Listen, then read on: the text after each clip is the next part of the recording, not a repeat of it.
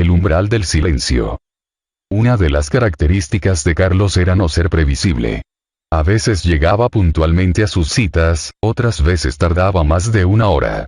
El sistema tenía sus ventajas. Hacía que los menos interesados se levantaran y se fueran, y a los más comprometidos los obligaba a cultivar la paciencia. Esa tarde la cita fue en la Universidad de México. Entre otras muchas cuestiones, le preguntaron si él creía en Dios. Como respuesta, Carlos nos pidió que no confundiéramos sus palabras con un mensaje religioso. Los brujos, dijo, se atienen a su experiencia. Han cambiado el creer por el ver. Hablan del espíritu, no porque crean en su existencia, sino porque le han visto. Pero no lo ven como un padre amoroso que veía por encima de todos, allá arriba. Para ellos, el espíritu es algo mucho más directo e inmediato, un estado de conciencia que trasciende la razón. Todo lo que llega a nuestros sentidos es una señal. Solo hay que tener la velocidad necesaria para silenciar la mente y captar el mensaje. Mediante esas indicaciones, el espíritu nos habla con una voz muy clara.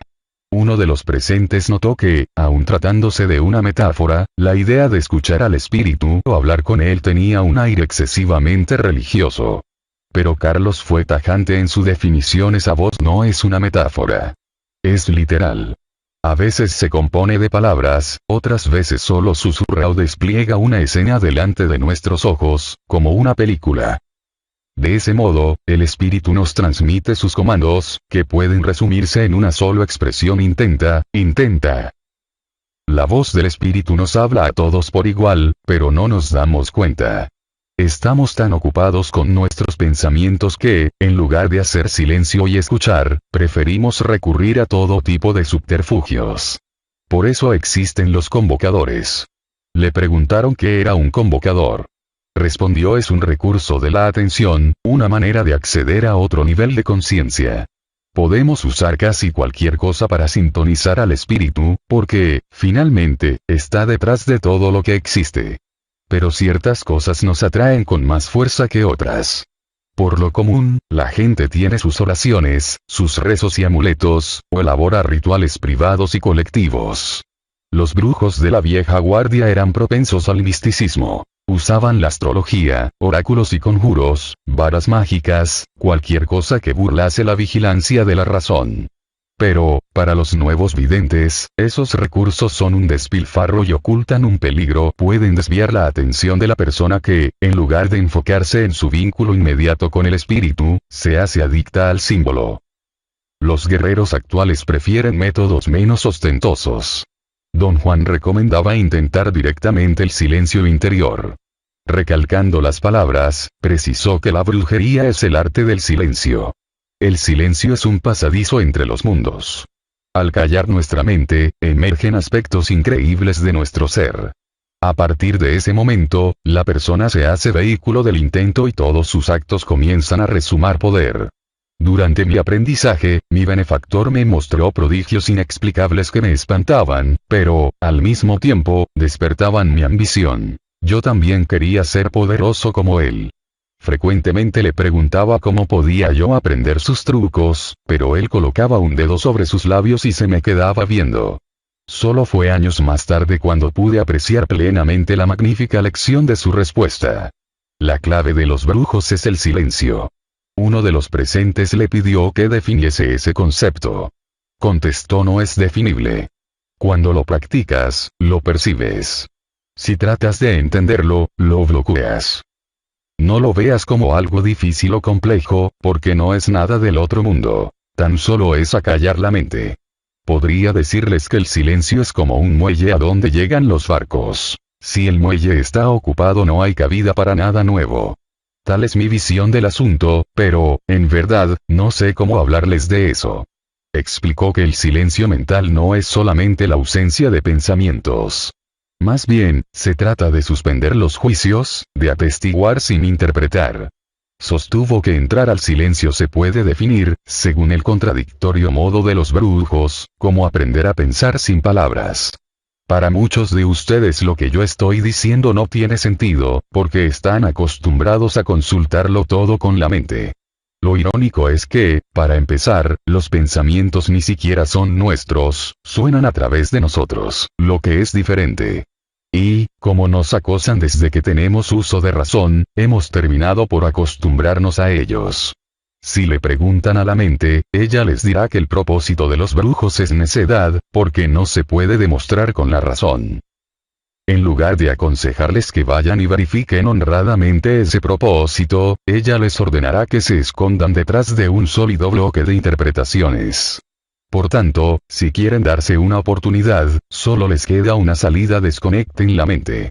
La libertad se logra sin pensar.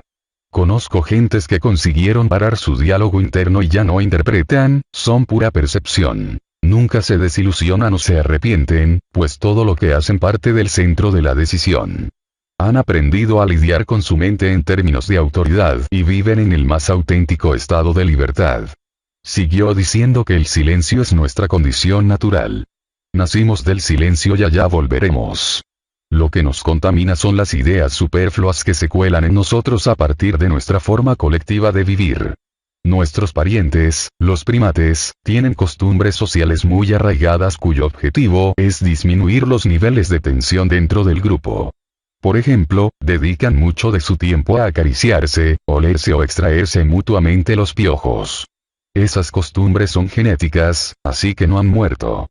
Están aquí dentro, con ustedes y conmigo.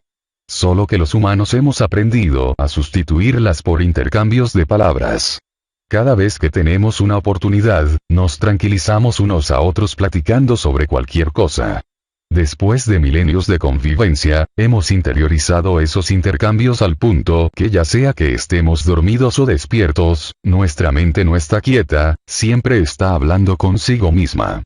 Don Juan afirmaba que somos animales predatorios que, a fuerza de amansarnos, hemos terminado por convertirnos en rumiantes.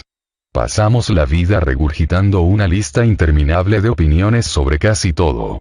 Los pensamientos nos llegan en racimos. Uno empalma con el otro, hasta rellenar todo el espacio de la mente.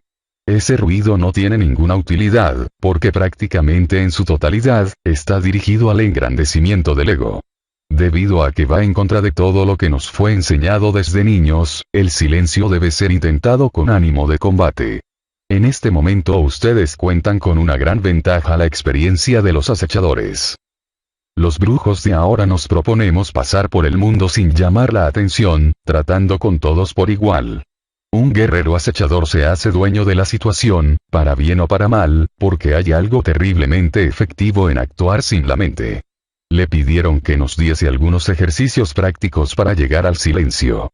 Contestó que ese era un asunto muy privado, porque los resortes del diálogo interno se nutren de nuestra historia personal.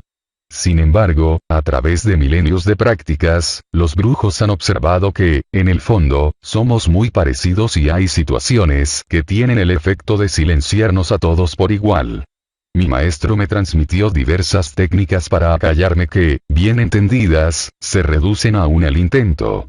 El silencio se intenta crudamente, haciendo el esfuerzo. Es cosa de insistir una y otra vez. Ello no significa que reprimamos nuestros pensamientos, sino que aprendamos a controlarlos. El silencio empieza con una oración, un acto de voluntad que se convierte en el comando del águila. Sin embargo, hemos de tener en cuenta que mientras nos impongamos el silencio nunca estaremos verdaderamente ahí, sino en la imposición. Hay que aprender a transformar la voluntad en intento. El silencio es tranquilo, es un abandonarse, dejarse ir. Produce una sensación de ausencia, como la que tiene un niño cuando se queda mirando al fuego. Qué maravilla recordar ese sentimiento, saber que se puede volver a evocar. El silencio es la condición fundamental del sendero.